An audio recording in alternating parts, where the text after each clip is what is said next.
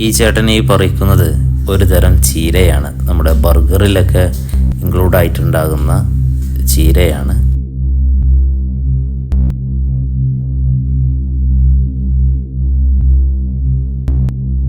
Fazil strawberry തിന്നതിന് ശേഷം review പറയുകയാണ്. ഞാൻ വാങ്ങിയ ക്യാരറ്റിൽ നിന്ന് ഒന്ന് കഴുകിയിട്ടൊന്ന് കഴിച്ചു നോക്കി, നല്ല ടേസ്റ്റുണ്ട്.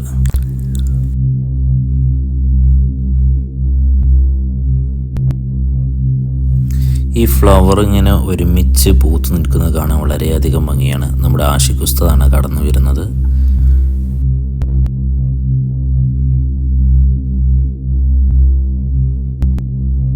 ഇനി ഞങ്ങൾ അടുത്ത സ്ഥലത്തേക്ക് പുറപ്പെടുകയാണ്.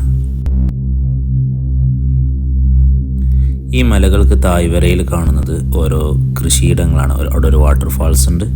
ഈ കൃഷിയിടങ്ങളുടെ ഇടയിലൊക്കെ ഓരോ കുടിലുകൾ ഉണ്ടാകും. അത് ആ കൃഷിക്ക് പ്രൊട്ടക്ഷന് വേണ്ടിയിട്ട് നിൽക്കുന്ന ആൾക്കുള്ള ഒരു കുടിലാണ്.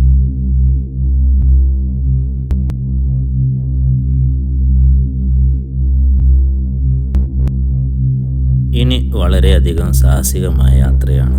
കാടിലൂടെ ഗുഹൻ്റെ ഉള്ളിലൂടെയൊക്കെ ഉള്ള യാത്ര.